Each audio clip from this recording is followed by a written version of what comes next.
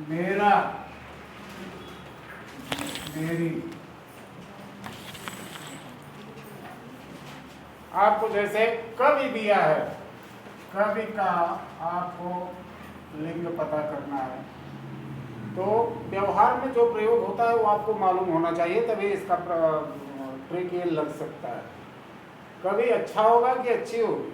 अच्छा होगा मतलब पुल्लिंग है। इसी तरह से कवयित्री अच्छी होगी मतलब स्त्रीलिंग है। तो आप इसका प्रयोग करके या इसका प्रयोग करके आप लिंग निर्धारण कर सकते हैं। पुस्तक मेरी पुस्तक तो भी स्त्रीलिंग है, अच्छी पुस्तक। और ग्रंथ,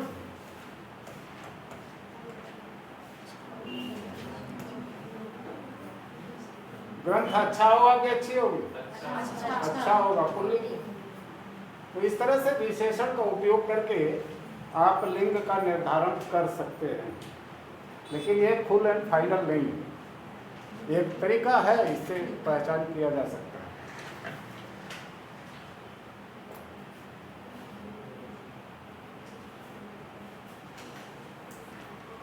वचन, कितने वचन होते हैं? एक वचन और बहुवचन। तो ये तो आसानी से समझ में आ जाता है कि दिक्कत होती है इसमें।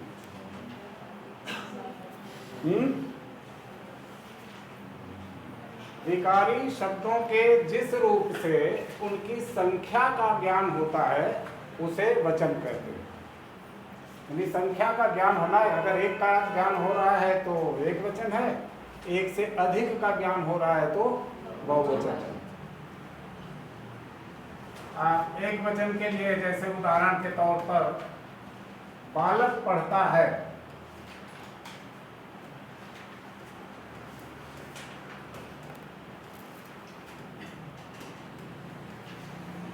कितनी संख्या का बोध हो रहा है? एक का हो रहा है, बालक पढ़ता है, तो जाहिर है कि यह एक वचन है। इसी तरह बालिका पढ़ती है,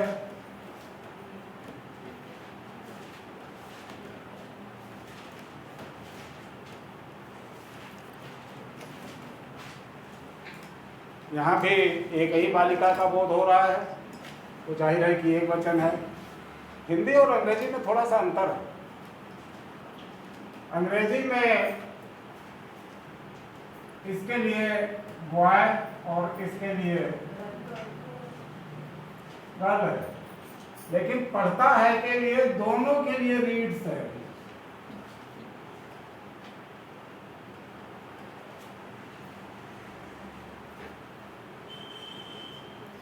हमारे यहाँ भी लिंग का पता चल रहा है और क्रिया से भी चल रहा है, और जहाँ कर्ता से पता नहीं चलता है, जैसे सर्वनाम जो होता है वहां पर वह पढ़ता है, वह पढ़ती है, वह पढ़ता है। आप देख रहे हैं यहाँ वह दोनों जगह पर, यहाँ हमको क्रिया से पता चल रहा है कि स्त्रीलिंग है कि पुल्लिंग है। लेकिन अंग्रेजी में यहाँ हो जाएगा शी और यहाँ हो जाएगा ही। वहाँ सब्जेक्ट से ही पता चलता है कि वो स्त्रीलिंग है कि पुल्लिंग है। तो थोड़ा सा फर्क मालूम होना चाहिए, आपके समझ में आना चाहिए कि हमारे यहाँ लिंग का निर्धारण कहाँ से हो जाता है और कैसे वचन का पता चलता है। वचन का भी इसी तरह से पता चलेगा। अब देखिए, एक वचन की बात हो गई। एक वचन बहुत आसान है, जहाँ एक है वहाँ एक वचन है, जाहिर है। बहुवचन,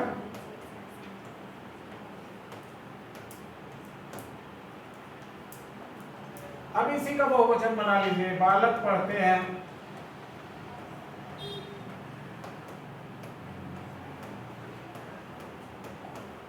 देखिए हम दो वाक्य बता रहे हैं, दोनों में क्या अलग अलग है, डिफरेंस क्या है। बालक पढ़ते हैं, यहाँ भी बालक है, यहाँ भी बालक है। यहाँ पढ़ता है, यहाँ पढ़ते हैं। इससे वचन का पता चल रहा है कि यह बहुवचन है, एक बालक नहीं है। अब जब हम बालिका का बहुवचन करते हैं तो बालिकाएं पढ़ती हैं,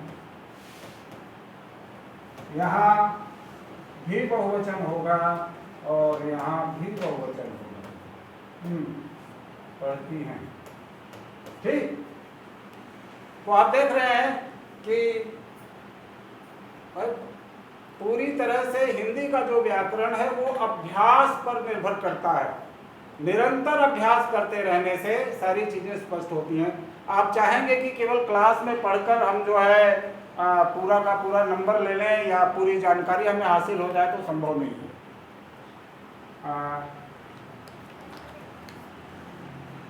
अब आप देख रहे हैं यहाँ इस वाक्य में एक बालक है, यहाँ एक बालिका है, यहाँ अनेक बालक हैं और यहाँ अनेक बालिकाएं हैं। इससे एक वचन और बहुवचन का स्पष्ट अंतर दिखाई पड़ता है।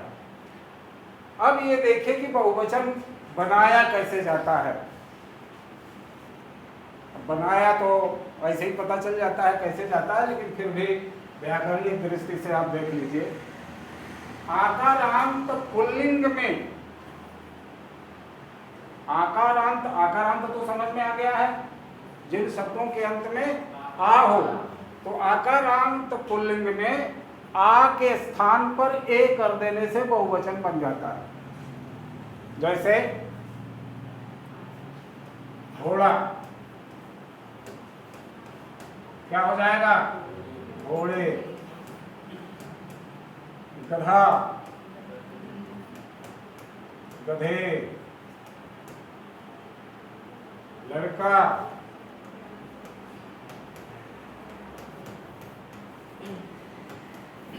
लड़के। लड़का का बहुवचन लड़के होता है, लेकिन अगर हम कहते हैं लड़के को मिठाई दो,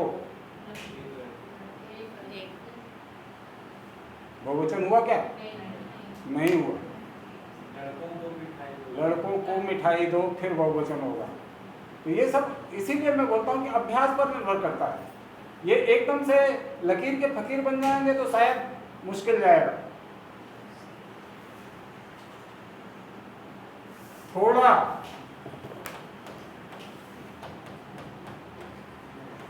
थोड़े। अब आपने यहाँ पढ़ लिया लड़का में ए लगाने से लड़के बहुवचन बन जाता है। लड़के को मिठाई दो वाक्य आ गया और उसने पूछ दिया कि लड़के का वचन क्या है। तो आपने तो पढ़ा था कि लड़के होता है तो बहुवचन होता है। अगर आपने बहुवचन कर दिया तो एक नंबर खो दिया। तो वाक्य में क्या कहा जा रहा है, भाव को भी समझना जरूरी है कि लड़के को मिठाई दो मतलब एक ही लड़का है। अकारांत आकारांत स्त्रीलिंग में, आकारांत स्त्रीलिंग में ए या ए जोड़ देने से बहुवचन हो जाता है।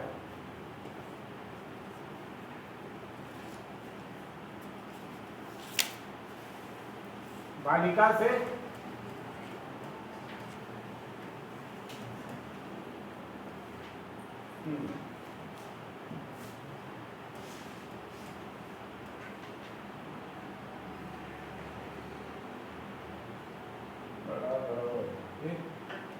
बालिका से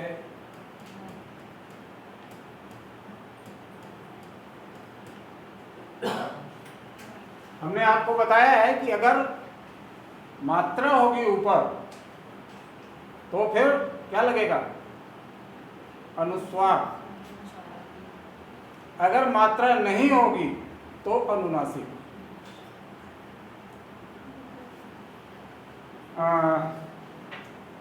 जैसे पुस्तक से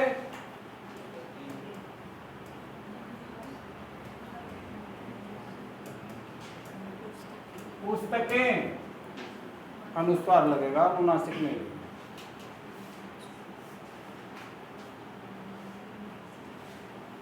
इसी तरह गाय से गायें, माता से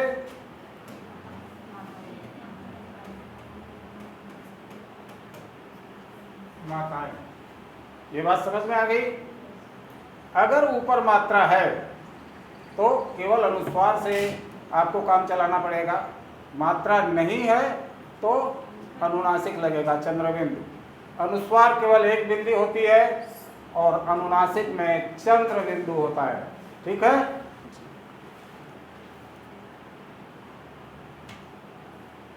इकारांत और ईकारांत ह्रस्व दीर्घ के उच्चारण में कई बार लोगों को दिक्कत होती है। ह्रस्व का भी उच्चारण दीर्घ की तरह ही करते हैं, और अगर उच्चारण आप गलत कर रहे हैं तो लिखेंगे भी गलत, क्योंकि हिंदी में जैसा बोला जाता है वैसा ही लिखा जाता है। तो इकारांत और ईकारांत स्त्रीलिंग शब्दों में या जोड़ देने से बहुवचन हो जाता है। जैसे नदी, क्या होगा?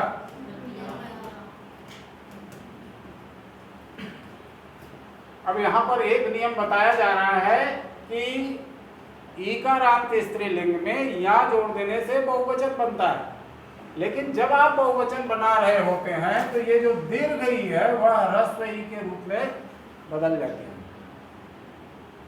नदियां नहीं होगा।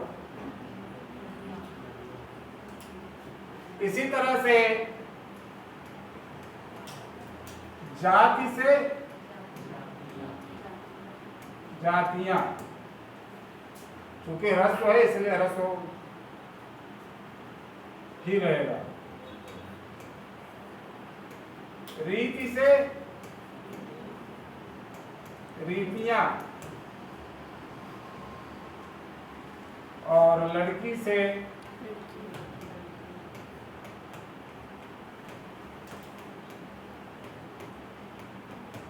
लड़कियां। आपने देखा लड़की यहाँ दीर्घ है, यहाँ पर ह्रस्व हो गया। तो जब आप बहुवचन बनाते हैं तो वहां पर खास तौर से जहां ई लगा हुआ है उससे बहुवचन बनता है स्त्रीलिंग में, तो दीर्घ ई ह्रस्व रूप में बदल जाता है।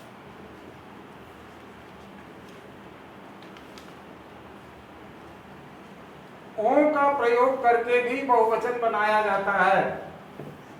ओं, जैसे कथा से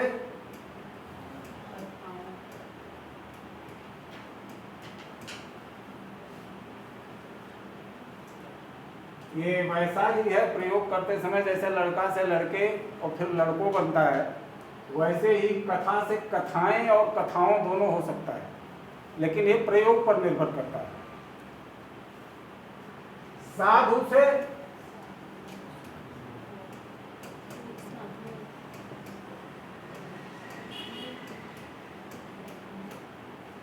साधुओं, माता से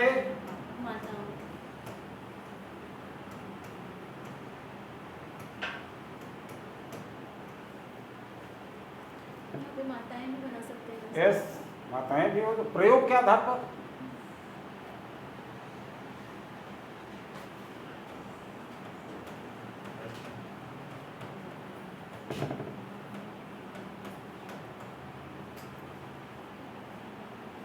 बहन से बहनों, लेकिन ये किताबों में भी मिलता है, ये शब्द बहन शब्द गलत है। सही शब्द है बहिन।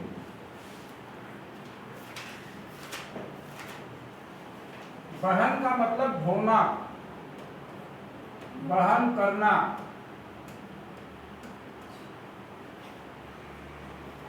और बहिन का मतलब होता है बहिन। कभी कभी बहुवचन बनाने के लिए कुछ शब्द भी जोड़े जाते हैं।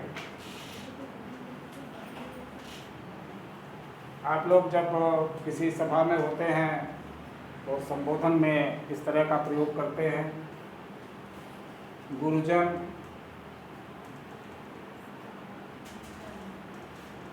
बहनों।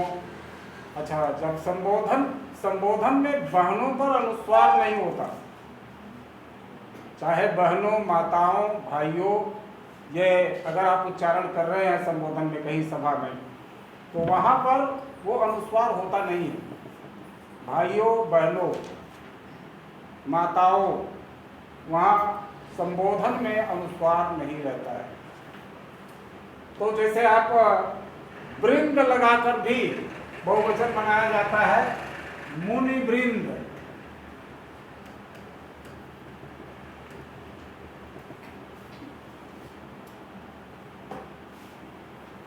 युवा के साथ अगर युवाओं को संबोधित करना है तो युवजन या युवजनों। कृषक गण,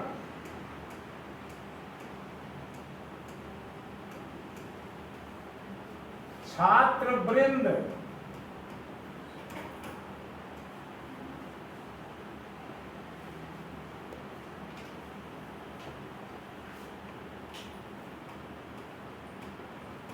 नेता लोग होता है, वैसे प्रयोग में लोग नेता गण लाते हैं, व्यवहार में यही चलता है। तो इस तरह से भी बहुवचन बनाया जाता है। कुछ शब्द ऐसे हैं जिनका प्रयोग हमेशा बहुवचन में ही होता है, जैसे प्राण, दर्शन, हस्ताक्षर,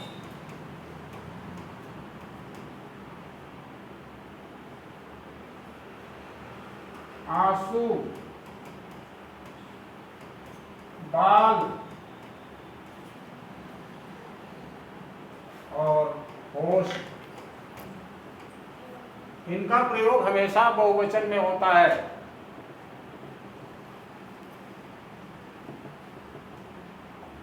ये कई बार पूछा जाता है, उनके प्राण निकल गए, ये सही है, उनका प्राण निकल गया गलत वाक्य दे देता है और सही करने के लिए कहता है।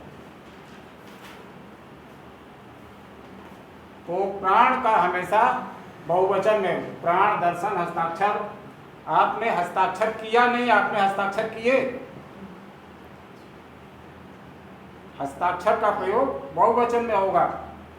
दर्शन, आपका दर्शन करने आए हैं, सही है, आपके दर्शन में आए। तो ये आंसू, उसके आंसू निकल पड़े कि निकल पड़ा, निकल पड़े। और बाल का प्रयोग तो बहुवचन में ही होता है, क्योंकि बालों की गिनती संभव नहीं है। और होश इसी तरह से, होश। तो ये शब्द जो है हमेशा बहुवचन में प्रयुक्त होते हैं, आपके नॉलेज में होना चाहिए। कुछ शब्दों का प्रयोग हमेशा एक वचन में होता है, जैसे माल, जनता। वो वाला माल नहीं जो आजकल खुल रहा है, ये माल मतलब सामान, उनका माल आ गया। तो माल आ गया नहीं, माल आ गए। हाँ सॉरी, माल आ गया, आ गए नहीं, आ गया, एक वचन में प्रयोग होगा। इसी तरह जनता सब कुछ जानती है, जनता जानते हैं नहीं, एक वचन में प्रयोग होगा। सामान, सामग्री और सोना।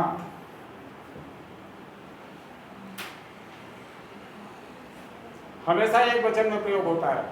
जितने भी द्रव्य जो है, धातुएं हैं, उनका पुल्लिंग में प्रयोग होता है ना। ये ध्यान में रहना चाहिए कि वो सोना महंगा है, सोना महंगी है नहीं। वही अच्छा, अच्छी से आप पता लगा लीजिए, सोना अच्छा होता है कि अच्छी होती है। आदरणीय व्यक्तियों के लिए बहुवचन का प्रयोग होता है। पिताजी आ रहा है,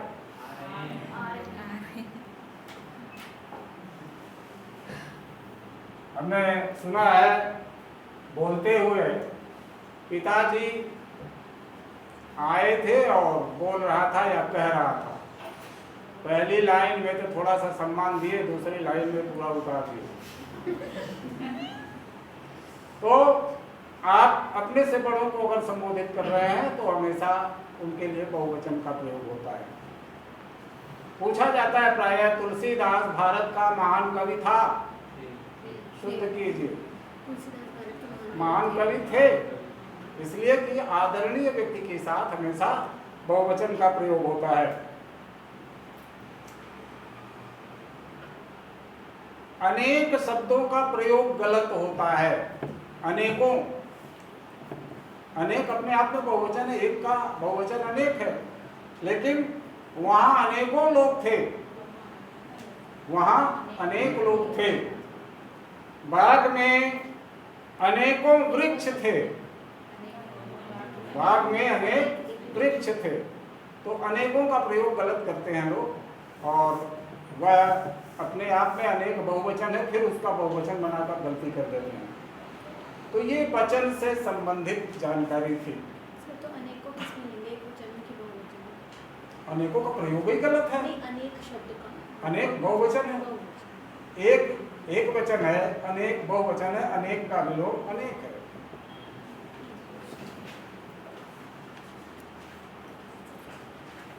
तो वचन समझ में आ गया भाई?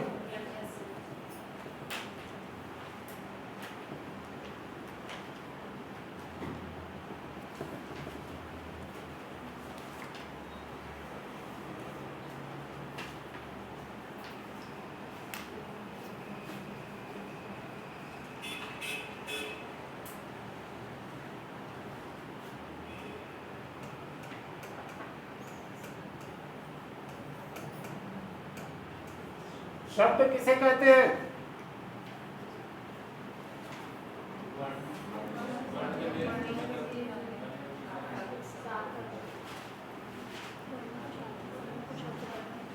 वर्णों का मेल केवल किसी तरह का भी हो तो वो शब्द हो जाएगा, तब परिभाषा पूरी होगी। वर्णों के सार्थक मेल को शब्द कहते हैं। शब्द और पद में क्या अंतर है? पद का प्रयोग होता है, और कई बार व्याकरण में जब पूछ दिया जाता है पद किसे कहते हैं, तो लड़के सूर के पद, वीरा के पद लिख के आते हैं।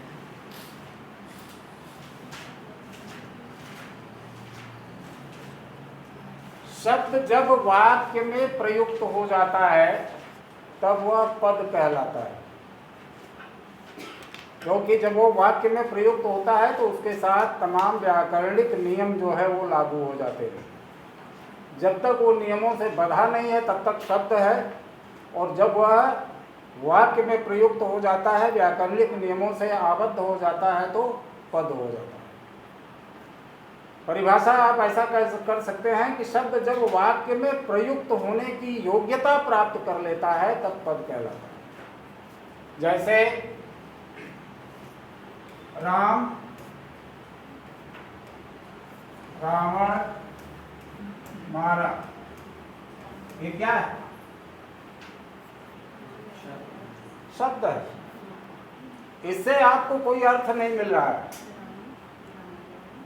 राम रावण मारा, राम ने रावण को मारा कि रावण ने राम को मारा, कुछ पता नहीं चलता। लेकिन जब आप इसमें व्याकरणिक नियम से इसको बांध देते हैं तब हमको एक अर्थ मिलता है, राम ने रावण को मारा। तो अब ये शब्द जो है पद हो गए। बात समझ में आई? स्वतंत्र रूप से तो वह शब्द है, लेकिन जब वाक्य में प्रयुक्त होता है तो पद हो जाता है। अब हम शब्द भेद की बात कर रहे थे, शब्द से पद भी आ गया, चलिए कोई बात नहीं। तो शब्दों के कितने भेद हैं, किन किन आधारों पर भेद किया गया है, वह आपको पढ़ना है।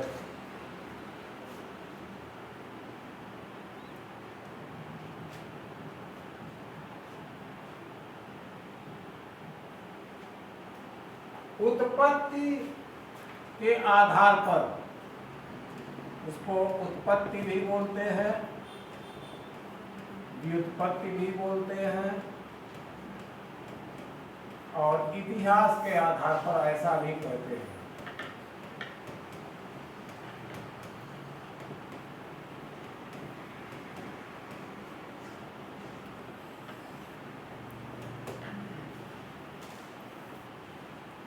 इसका जो वर्गीकरण हुआ है। दूसरा है रचना या बनावट के आधार पर।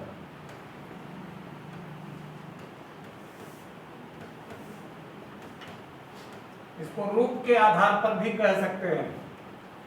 परीक्षा में पूछने के लिए कुछ भी पूछ सकता है। प्रयोग के आधार पर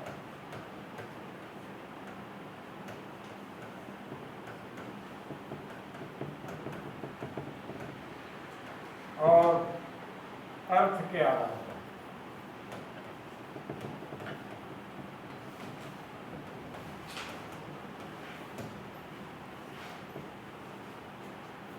ये चार आधार हैं शब्दों के वर्गीकरण के।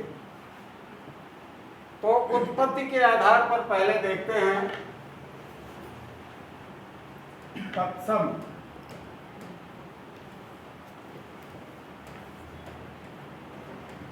तद्भव,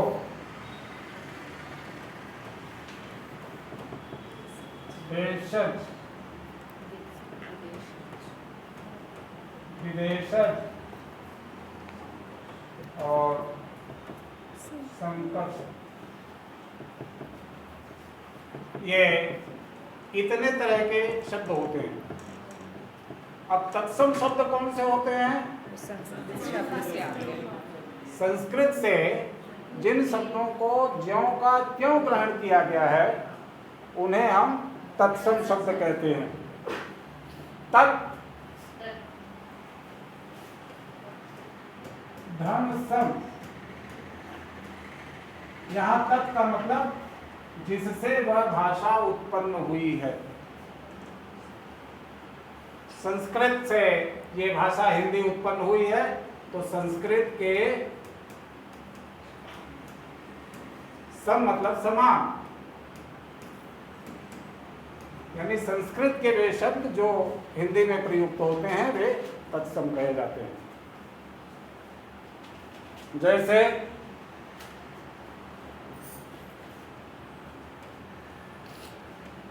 अग्नि, वायु, सूर्य आदि इस तरह के शब्द हैं जिनका हम ज्यों का त्यों प्रयोग करते हैं।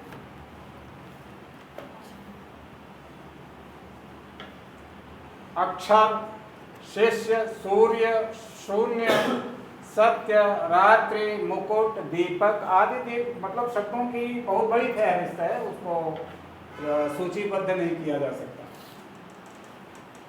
तो ये तत्सम शब्द समझ में आ गया। संस्कृत के वे शब्द जो ज्यों के त्यों ग्रहण किए गए हैं वे तत्सम कहलाते हैं। तद्भव, अब वही तत् धन भव हो जाएगा यहां सम की जगह पर।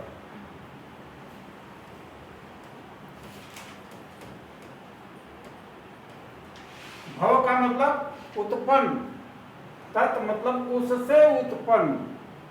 संस्कृत के जो शब्द हैं वे थोड़ा सा विकृत हो जाते हैं या विकृत होकर के जो गृहीत हैं वे तद्भव कहे जाते हैं। जैसे अग्नि, आग, सूर्य, सूरज, तो ये उससे उत्पन्न शब्द हैं, इसलिए ये तद्भव कहे जाते हैं। किरण, किरण का कौन सा शब्द है? तत्सम है कि तद्भव है?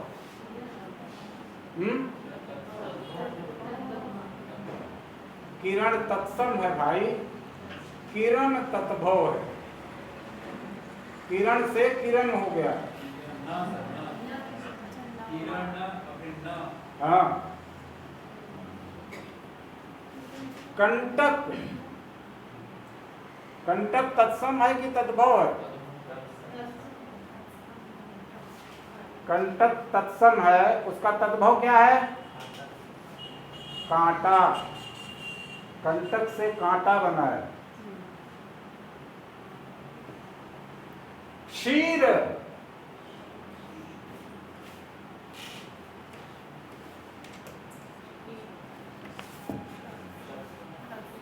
तत्सम है, इसका तद्भव क्या है?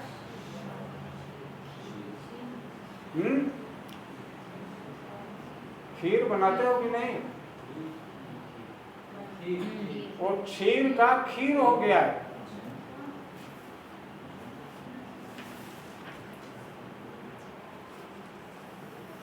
दाढ़,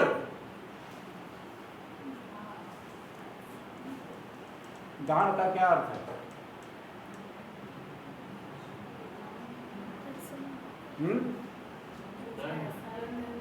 एस, दंड तत्सम है, डांड तद्भव। दंड से डांड बोल गया। वैसे डांड लोग जो है खेत की मेड़ को भी बोलते हैं, लेकिन यहाँ दंड से आशय है। वो डांड अलग है, ये अलग। हल्दी, हल्दी का तत्सम क्या है? हल्दी का प्रयोग सब करते हो?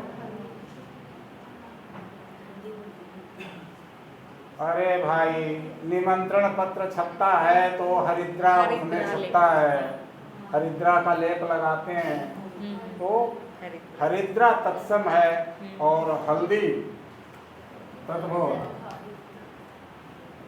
हाथ का तत्सम क्या होगा?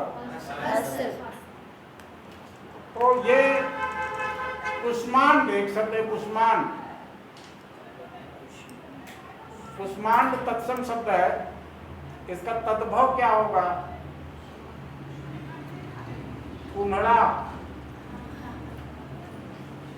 ऐसे ऐसे शब्द हैं जिनका पता ही नहीं चलता। ये देखिए, आप जो है खूब पढ़िए। डिस्क्रिप्टिव आंसर लिखने के लिए थोड़ा कम भी पढ़े रहेंगे तो आए बाएं लिखा जाएगा, लेकिन आपको अगर बहुविकल्पीय प्रश्नों का उत्तर देना है तो खूब पढ़ना पड़ेगा। सही सही जानकारी होनी चाहिए, तब नंबर मिलेगा। और जरा भी दाएं बाएं हुआ तो नंबर गए। इसलिए ये जो ऑब्जेक्टिव टाइप के क्वेश्चंस होते हैं, इसकी तैयारी के लिए खूब पढ़ना पड़ता है। आप जब विषय की गहराई से पढ़ाई करते हैं तभी आप उसका सही सही उत्तर दे पाते हैं। इसके बाद देशज। देशज का मतलब क्या है? देश में उत्पन्न। देशज, देश में उत्पन्न। जैसे जलज जो होता है, जल से उत्पन्न, इसलिए उसे कमल कहते हैं, जल से उत्पन्न होता है। और वो कमल के लिए जलज रूढ़ है।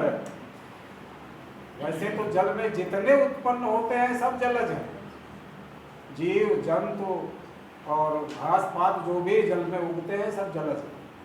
लेकिन यहाँ जलज जो है कमल के लिए रूढ़ हो गया है। तो जैसे जलज जल से उत्पन्न, वैसे देशज देश से उत्पन्न या देश में उत्पन्न। देश में मतलब आम लोग जिन शब्दों को बना लेते हैं, किन्हीं शब्दों से विकृत करके तो वह देशज हो जाता है। जैसे लोटा, डिबिया, लाठी। लोटा, डिबिया, लाठी, खटिया, ये भी सही है। पगड़ी, ठेठ, खिचड़ी, चिड़िया, तलैया, बेटवा, बहुरिया, घरौंदा, ये सब इस तरह के जो शब्द है वो सब देशज शब्द के अंतर्गत आते हैं। न तो वो तत्सम है न ही तद्भव है। देश में खाटी बोली से उत्पन्न हुए हैं, इसलिए वो देशज कहे जाते हैं। विदेशज जो विदेशों से आए हुए शब्द है। अब आपको मालूम है कि हमारे यहाँ तो तमाम विदेशियों का आगमन हुआ। केवल आगमन नहीं हुआ बल्कि लंबे समय तक शासन भी किए। तो उन देशों के शब्द हमारे भाषा में घुल मिल गए और यहाँ तक कि हमको पता भी नहीं चलता कि हम विदेशी शब्दों का इस्तेमाल कर रहे हैं।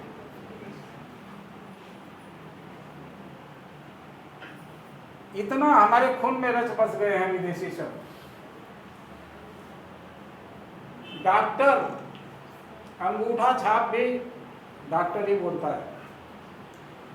डॉक्टर विदेशी शब्द है। बाल, बच्चा छोटा सा रहता है तभी से वो बाल बोलना चालू कर देता है, गेंद थोड़े बोलता है।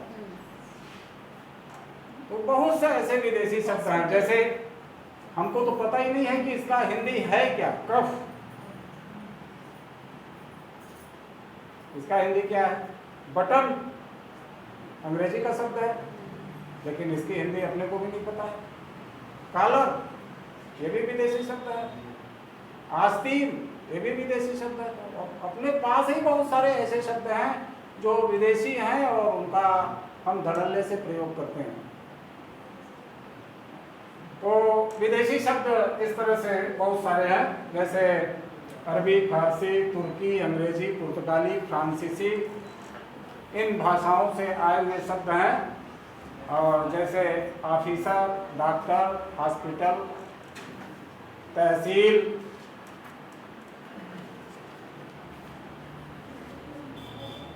अब देखिए ये विदेशी शब्दों को अलग अलग भाषाओं से कुछ शब्दों के उदाहरण हैं। वैसे फारसी से आए हुए शब्द आप चाहें तो नोट कर लें, या आपके पास कोई बुक होगी तो कोई दिक्कत नहीं।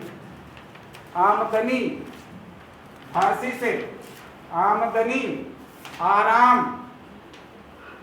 आराम का बहुत प्रयोग करते हैं हम लोग। थक गए हो तो आराम कर लो भाई। हाँ, विश्राम जो है तत्सम है, आराम विश्राम तत्सम है, लेकिन आराम को तद्भव मत समझ लेना, ये फारसी का शब्द है। आईना है, विश्राम का तत्व क्या है? विश्राम का तद्भव तो ऐसा कुछ दिखता नहीं। आराम, आईना, कबूतर, कमीना, कुश्ती, किशमिश, किनारा,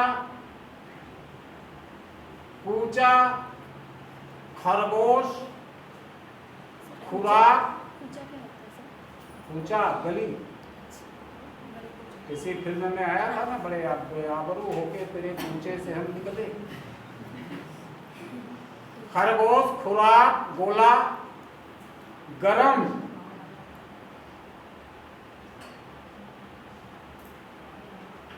अब वैसे कहना चाहें तो गर्म का तद्भव गरम है, लेकिन ये गरम शब्द कहाँ से आया है? फारसी से आया है। चादर, चिराग, चालाक, जंग, जिंदगी, ताजा, तीर, तेज आदि। इन सब शब्दों को हम लोग पता ही नहीं चलता कि कहाँ से आए हुए हैं, लेकिन प्रयोग तो करते हैं। तुर्की, आका,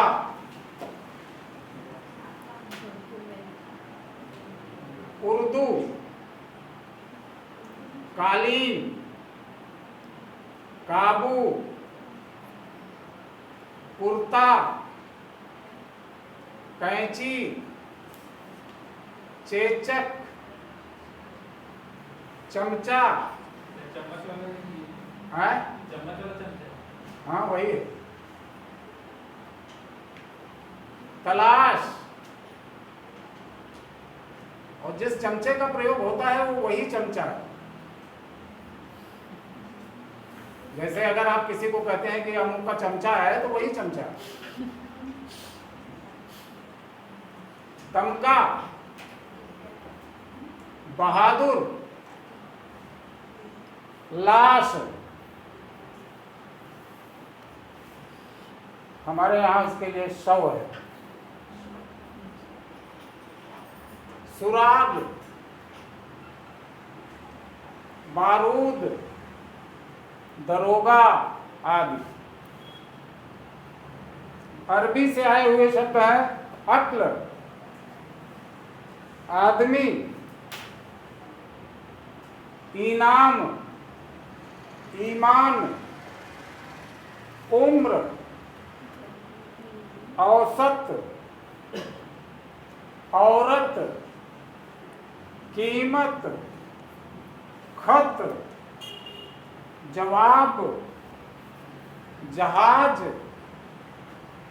तकदीर, तकिया। उच्चारण समझ में आ रहा है? मैं उच्चारण कर रहा हूं। तकिया में ई का उच्चारण कैसे है और तकदीर में ई का उच्चारण कैसे है? तकिया में ह्रस्व ई है और हाँ, दीर्घ है। वही सुन रहे हो। मैं अगर उच्चारण कर रहा हूं तो उसको जज करो कि कहाँ कैसे उच्चारण हो रहा है। दवा, दिमाग, दुनिया, नतीजा, नहर, फैसला, बहस, मुहावरा। ये प्रायः पूछा जाता है, मुहावरा किस भाषा का शब्द है? मुहावरा अरबी भाषा का शब्द है, अलग से नोट कर लेना। मुकदमा, मौसम आदि। अंग्रेजी के शब्द तो पता ही चल जाता है। अफसर, इंजन, डॉक्टर, लालटेन, अस्पताल। अस्पताल दोनों तरह से लिखा जाता है, केवल अस्पताल भी होता है और अस्पताल भी लिखते हैं। सर इसमें हिंदी वर्ड हॉस्पिटल होना चाहिए, इंग्लिश वर्ड है? हॉस्पिटल वर्ड अस्पताल तो हिंदी में बोलते हैं सर। हिंदी में बोलते हैं लेकिन लिखते हॉस्पिटल है अंग्रेजी में। अंग्रेजी का तो कोई माई बाप नहीं है ना, तो हॉस्पिटल यहाँ थोड़े लिखेंगे, जो प्रचलन में है वो लिख रहे हैं। अब अफसर हमने लिखवाया, वैसे होता ऑफिसर है। इंजन लिखवाया, इंजन होता है। तारपीन, अब बोतल लिखवा रहे हैं तो वहां तो बॉटल लिखा जाता है।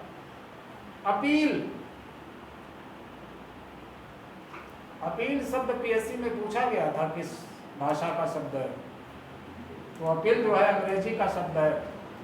वैसे लोग अरबी फारसी का लिख देते हैं, क्योंकि कोर्ट कचहरी में ज़्यादातर शब्द जो है अरबी फारसी के ही हैं, तो इसलिए उसने अपील शब्द को पूछा था कि अपील अंग्रेजी का शब्द है, लोग उत्तर देंगे अरबी फारसी का। पेट्रोल, पतलून आदि। पुर्तगाली शब्द,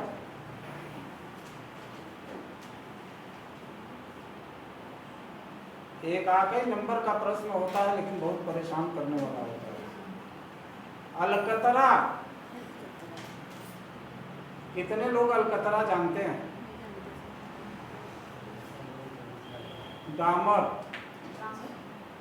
डामर को अलकतरा कहते हैं।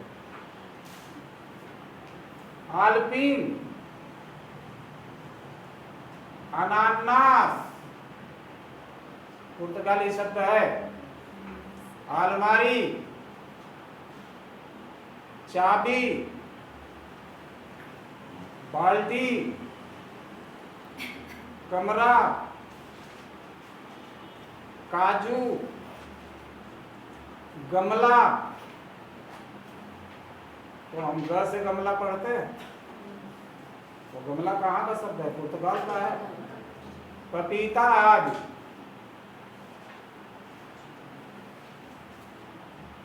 इतने शब्द हैं कि सूचीबद्ध करना मुश्किल है।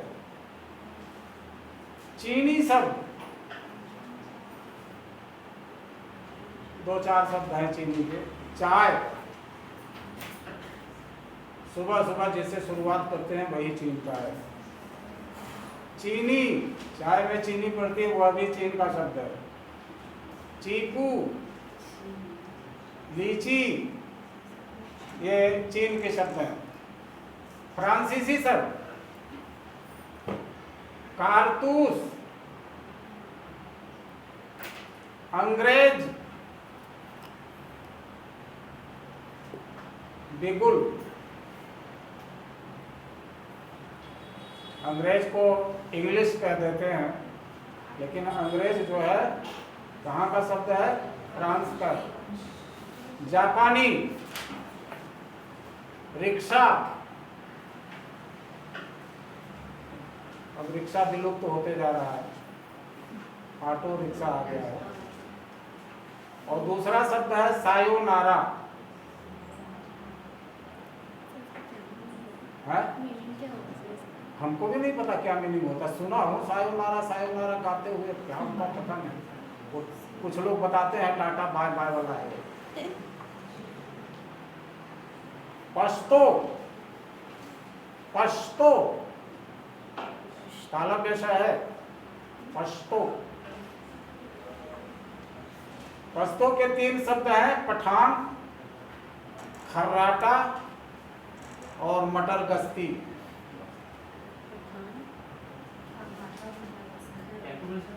पठान, खर्राटा और मटर गश्ती। क्लास के बाहर सब मटर गश्ती करते हैं। संकर शब्द, संकर शब्द मतलब मिला जुला शब्द, 2 भाषाओं से मिलकर जो शब्द बना होता है उसे संकर शब्द कहते हैं।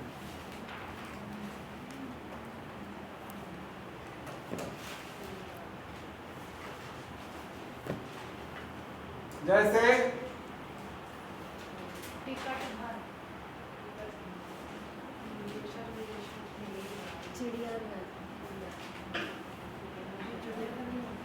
चिड़ियाघर में मतलब 2 शब्द, 2 भाषाओं के शब्द कहाँ है चिड़ियाघर में?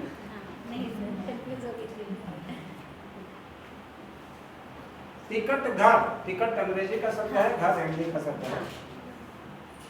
डाक घर, डाक जो है पुर्तगाली शब्द है और घर हिंदी का शब्द है। कवि दरबार, कई बार कवि दरबार लगता है, तो कवि जो है हिंदी का शब्द है और दरबार फारसी का शब्द है। इसी तरह छायादार, छाया हिंदी का शब्द है और दार फारसी का शब्द है। रेलगाड़ी, रेल अंग्रेजी का शब्द है और गाड़ी हिंदी का शब्द है। इसी तरह से सील बंद, सील अंग्रेजी का शब्द है और बंद जो है फारसी का शब्द है। तो इस तरह से 2 भाषाओं के मेल से जो शब्द बने होते हैं। अभी जो रिसेंट शब्द है वो है कंप्यूटरीकरण, कंप्यूटर अंग्रेजी का शब्द है और करण जो है हिंदी का प्रत्यय है। तो कंप्यूटरीकरण ये भी संकर शब्द है।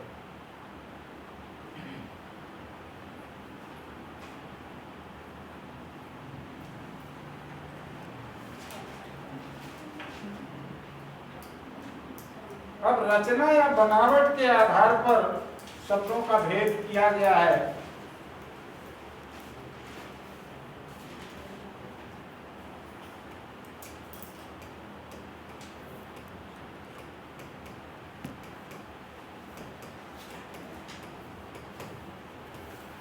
रचना के आधार पर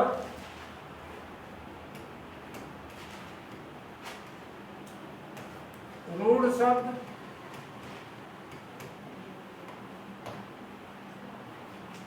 यौगिक शब्द,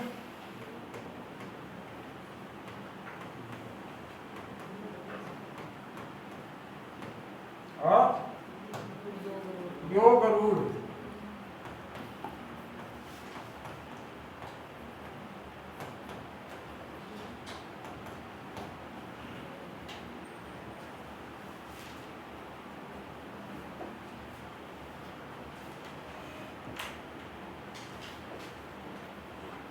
जिन शब्दों के सार्थक खंड नहीं होते,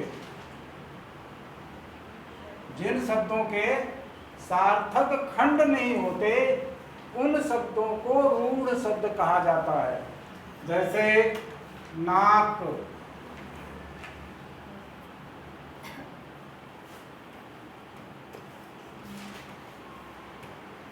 अब इसका खंड अगर करोगे नाक का कोई मतलब नहीं है तो ये रूढ़ शब्द होगा।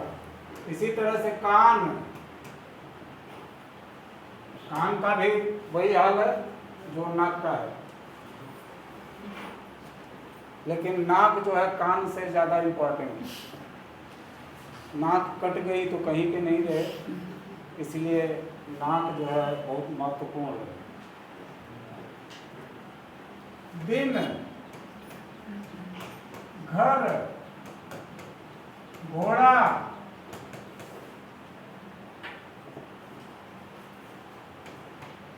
मुंह, पेड़ा आदि ऐसे शब्द हो सकते हैं।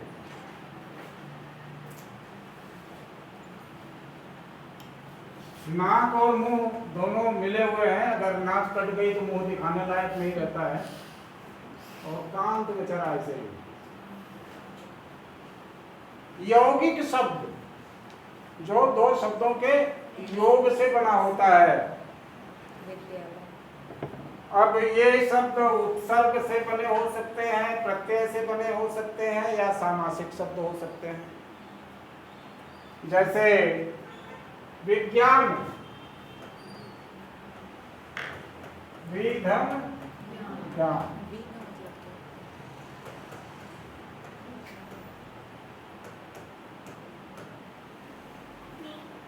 यहाँ सार्थक खंड हो रहा है। वी का क्या अर्थ है? विशिष्ट ज्ञान, विशिष्ट ज्ञान विज्ञान है। राजनैतिक,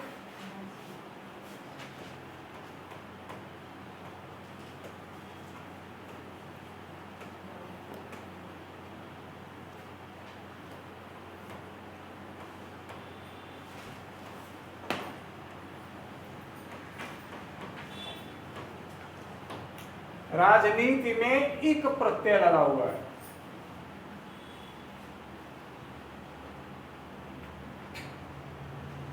राजपुत्र,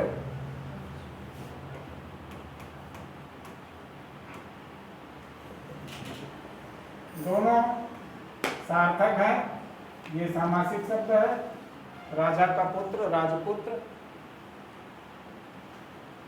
विद्यालय, विद्या का आलय, विद्यालय।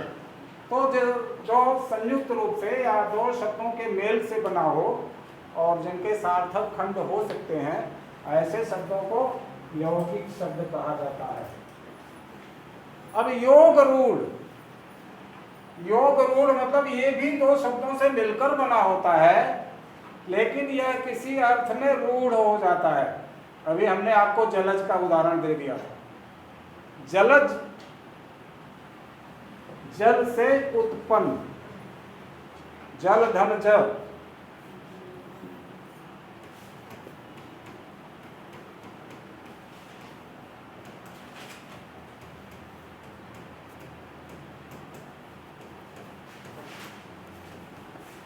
जल से उत्पन्न मछली भी है, जल से उत्पन्न मेढक भी है, तमाम सारे कीड़े मकोड़े हैं, बहुत सारे जीव जंतु हैं, घास पात भी है। तो जल से जितने भी जल में उत्पन्न होने वाली चीजें हैं सब जलज है। लेकिन यह जलज रूढ़ हो गया है किसके लिए? कमल के लिए।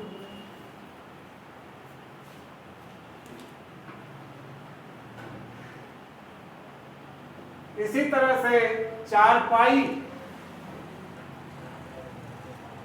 जिसके पास चार पैर हो, चार पैर के तो बहुत सारे हैं, जानवर भी है, मेज भी है, कुर्सी भी है, ये आपका टेबल भी है, बेंच भी है। लेकिन चारपाई जो है किसी एक अर्थ में रूढ़ है, जिसको हम क्या कहते हैं? खटिया।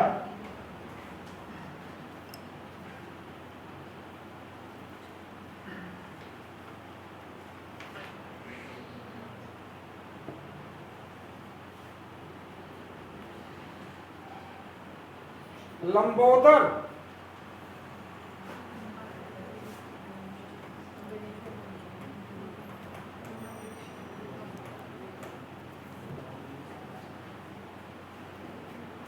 जितने सेठ गद्दी पर बैठते हैं जाकर उनको देख लो, सब लंबोदर। और खास तौर से हलवाई लोग, हलवाइयों के यहाँ जाके थे। लेकिन ये केवल बेचारे गणेश के मत्थे थोपा गया, इसलिए ये रूढ़ हो गया है।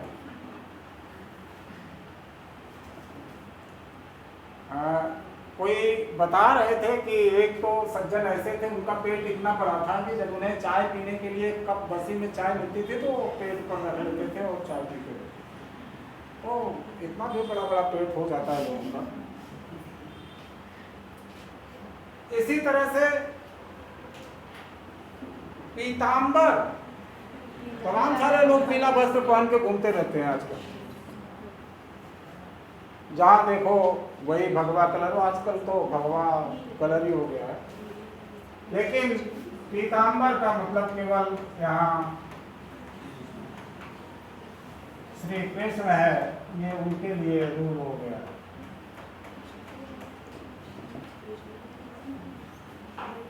ठीक है, तीनों समझ में आ गया। रूढ़, यौगिक शब्द और योग रूढ़, तीनों प्रकार के ये रचना के आधार पर या बनावट के आधार पर। अब प्रयोग के आधार पर देखिए,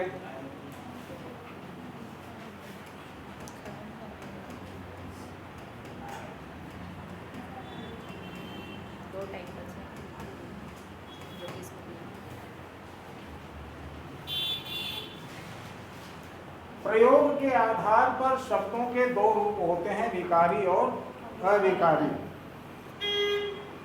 विकारी और अविकारी मालूम है कि नहीं?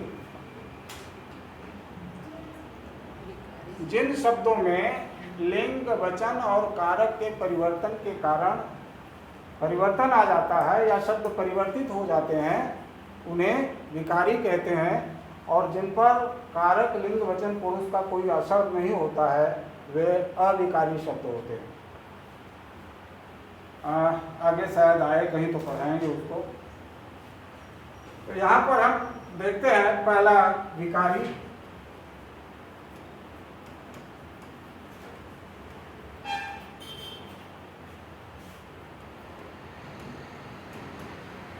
लड़का दौड़ रहा है, एक वाक्य है सामान्य सा। अब हम इसमें परिवर्तन करते हैं, किसमें? लिंग का परिवर्तन कर देते हैं। लड़की दौड़ रही है, वाक्य परिवर्तित हो गया। इसको हम बहुवचन कर देते हैं, लड़के दौड़ रहे हैं।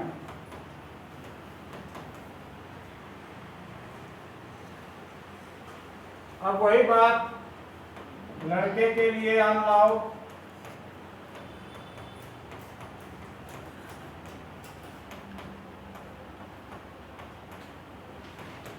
वचन का परिवर्तन, लड़कों के लिए हम लाओ।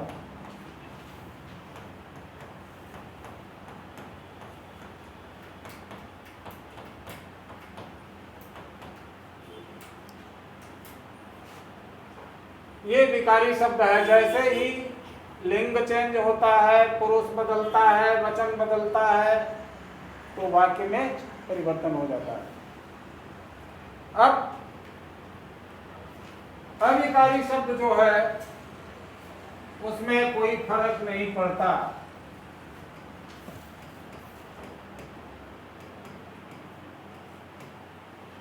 जैसे वह धीरे धीरे लिखता है,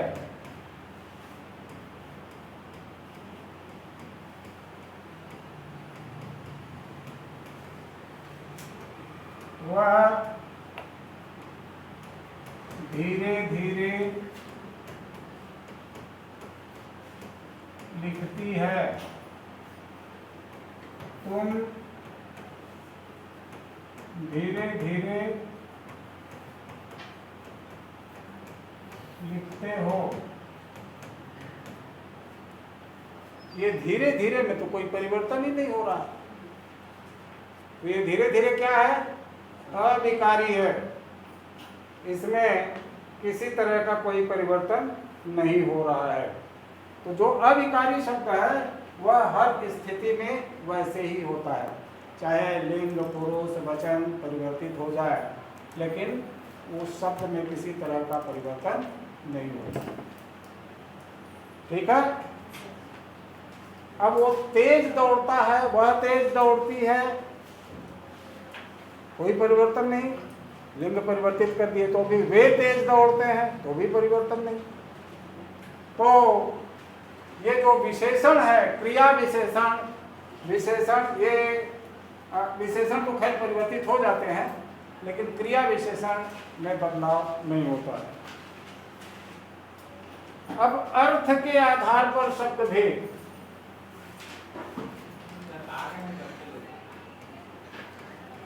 कितना बचा है यार?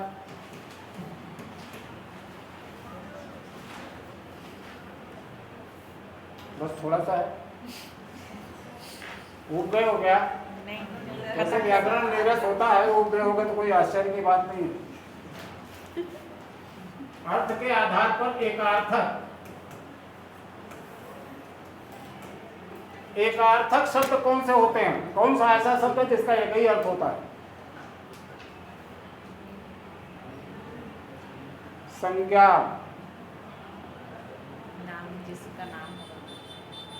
संज्ञा एकार्थक, बाकी और कोई शब्द एकार्थक नहीं होता। जैसे हिमालय, वाराणसी, प्रयाग, जो नाम है वो एकार्थक है।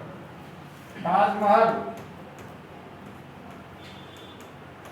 अभी भगवाधारी लोग उसको तेजो महालय बनाने वाले, तेजो महालय नाम कर देंगे तो जैसे वो वहाँ हिंदू की कब्र हो जाएगी। क्या बेवकूफ़ी है, लोगों की समझ में नहीं आती। बस 5 मिनट हो। अनेकार्थी शब्द, अरे मैं भी तो जल्दी जल्दी कर रहा हूँ भाई। ऐसे शब्द जिनके अनेक अर्थ होते हैं, वैसे शब्दों के अनेक अर्थ ही होते हैं, केवल संज्ञाओं को छोड़ दीजिए। जैसे हार, हार का क्या अर्थ है? पराजय, और गले का हार सर वैसे कनक आएगा ना? है? कनक कनक है ना भाई, बहुत सारे शब्द हैं, एक दो शब्द थोड़े ही हैं। कर,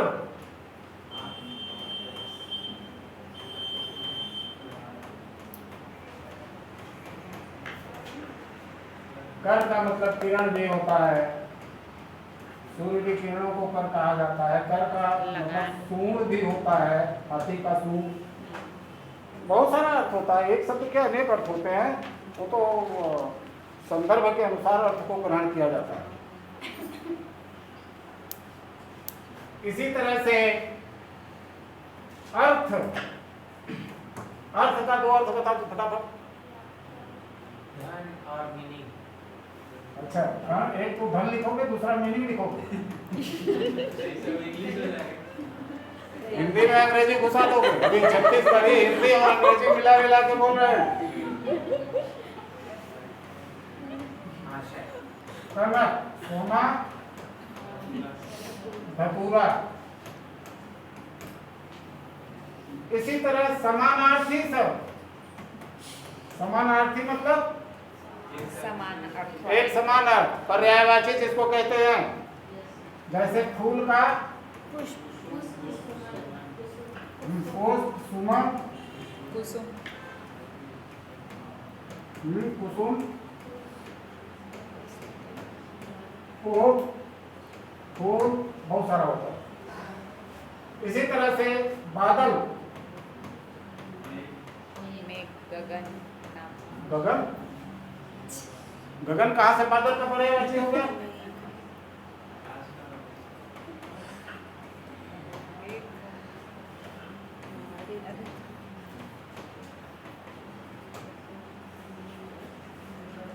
आकाश,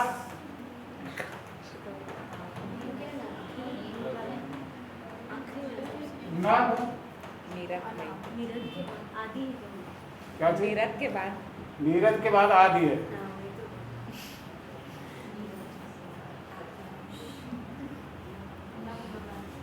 नभ गगन आसमान बहुत होता है, अंबर शून्य और आखिरी है विपरीतार्थी शब्द। विपरीतार्थी शब्द मतलब विलोम। विलोम जड़ का चेतन, मृदु का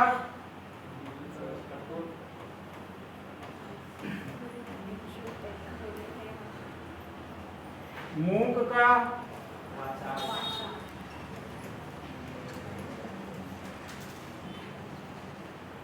भीरु का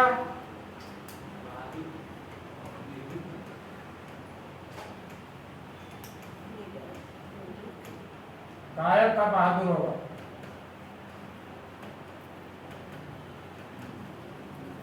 आठ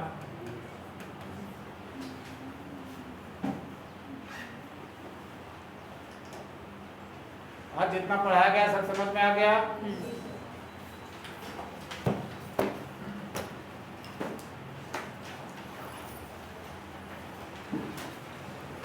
अरे मैं बहुत पढ़ाने की तैयारी से आया था, ज़्यादा पढ़ाऊंगा लेकिन अब क्या हम बताएं, समय भी ऐसा बीतता है कि हमको पता ही नहीं चलता कब बीत गया 1 घंटा है। ठीक, मैं पढ़ी है। मैं रिटायर हो गया। हाँ, वही तो पढ़ी हूँ।